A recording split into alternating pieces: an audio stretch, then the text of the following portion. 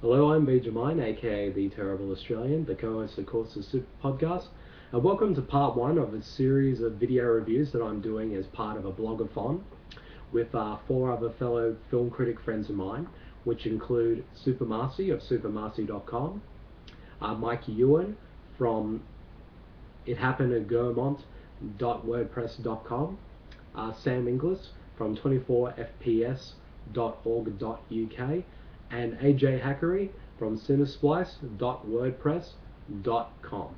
For this video review, I'll be watching the film that Mike sent me to watch, which is the 1996 Spanish thriller Thesis, or Thesis as it's also known as, so forgive me if I get that last title wrong. So let's get right into it. Thesis. The film tells the story of a young film student by the name of Angela, played by Anna Torrent, who decides for her class thesis to do an essay on audio-visual violence in film and media.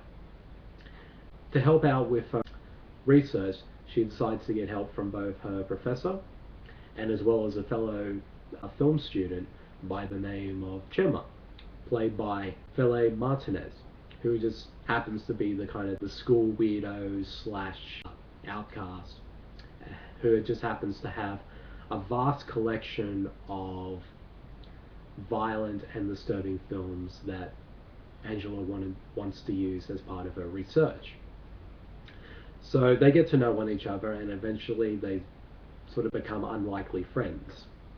And then one day, while going to meet her professor to get some more research material from him, she finds her professor dead in the university screening room after watching a video.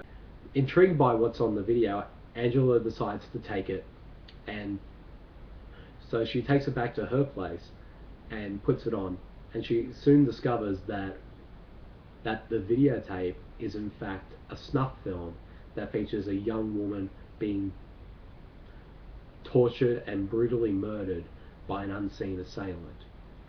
She decides to show the videotape to Chemne, who discovers that the young woman in the video is a fellow student who goes to their school. So Angela and Chemne decide to investigate the video further and find out where it originally came from and who may be behind it. And along the way, Angela meets another film student by the name of Bosco, played by Eduardo Noriega, who may or may not be involved with this. Now, there is a lot more to the plot than that, but I've decided not to reveal anymore, because if I say any more of what the film is about, it's going to go into spoiler territory, and this is one of those films where it's best not to know too much about. But what I can say is that this is a really good choice of Mike to give to me for the Blog-A-Thon. I thought this was a really solid, well-made, and intense thriller from beginning to end.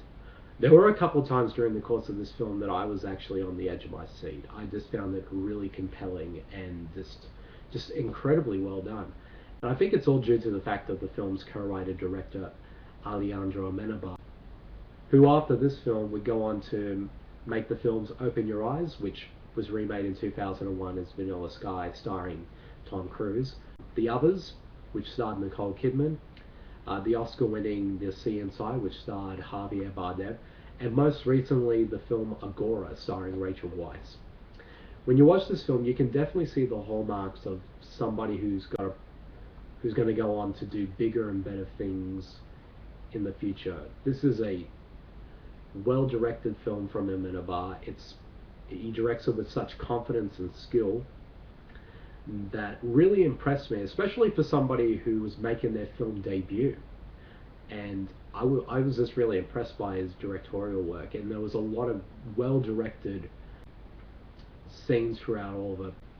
And also his screenplay, which he co-wrote, is very well written. And I also did really like the fact that even though this is just a thriller, he also adds a lot of sort of interesting sort of themes to the film, some of which include like about the Spanish film industry as well, because there's a character in the film who's one of Angela's professors, who talks to the film students about that they are the future of the Spanish film industry. They need to save it. They need to go out there and make films that audiences want to see and give the films that audiences want to see.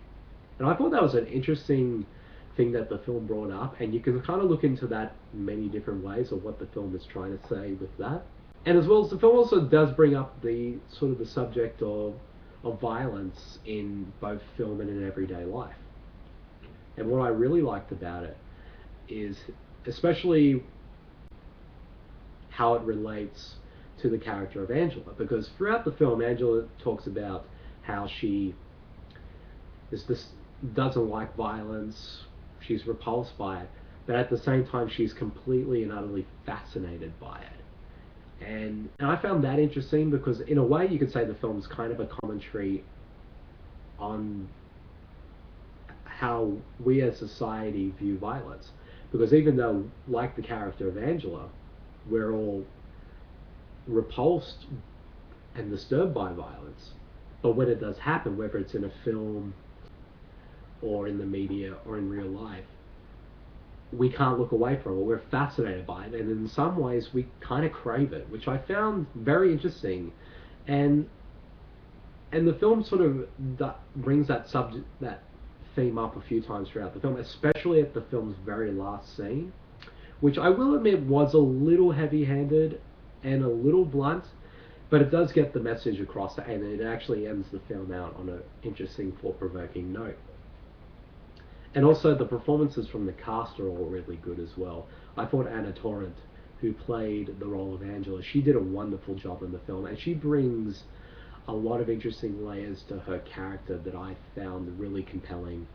And also the character of Chime, who's played by Felipe Martinez, he's a really interesting character as well, and he does a great job in the film. And you know that there's a lot more to his character than what's on the surface, and during the course of that film, both Amenabar and Martinez are able to sort of peel those layers back, and so we get to see who this character really is. And I found that interesting, and Martinez handles all that extremely well with his performance, and his character's relationship with Angela I found really interesting as well. And also, Martinez, the character of Chene, actually brings a lot of the film's humor as well. And there were a couple of times that I actually found pretty hilarious of what his character does in the film. And also the character of Bosco, played by Eduardo Noriega, his performance was, like Martinez, was really interesting as well. And his character too is also one that there's a lot more to him than meets the eye. And during the course of the film, you're not sure whether he is involved with the snuff film or he's not involved with it. And the film sort of goes back and forth between those two, because it sort of hints at some things and hints at other things. And I thought Iguana did that really well too. And his relationship with Angela is interesting as well, because the way he acts around her, you're not sure what his intentions are, whether he's doing it for a sinister purpose, or is he just being just a sleazy womanizer who definitely knows how to get under the skin of women. And he walks that sort of fine line between those two aspects of that character, but I think he balances it all extremely well, and it sort of gives a lot of ambiguity to his character, and I really liked his performance a lot, and he does a really great job with the film. In terms of negatives, while I did enjoy the film and I thought it was a pretty good film, I didn't think it was a particularly great film, and I don't think that's really fault of the film itself. I've only just seen this film only the other day, so for the first time. So I just thought, well, I think it's because since I've seen a lot of thrillers and all that in the past that either I've had a similar subject matter with the topic of snuff films, or I've seen other darker thrillers that happen to also be in the same vein as this film many times before, and it didn't, when I was watching this film, it didn't feel as fresh to me.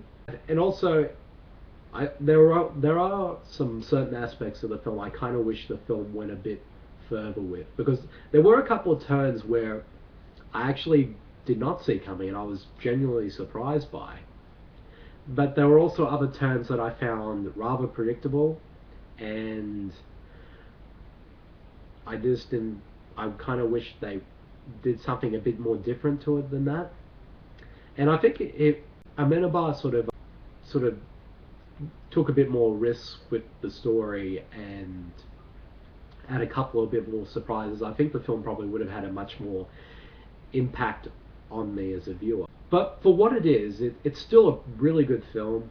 I did enjoy it, and I would definitely recommend everyone to check it out. It's a solid thriller. It wouldn't be up there as one of the best thrillers I've seen, but for what it is, it's still a solid good one nonetheless. So if I had to give it a rating, I'd give it a solid 3.5. Well, that's it. That's the end of the first part of my Blog-A-Thon video reviews. Keep a lookout over the next few weeks, as I'll be doing more Blog-A-Thon video reviews. And I'll also be linking all the week 1 reviews from Marcy, Sam, Mike, and AJ to this post.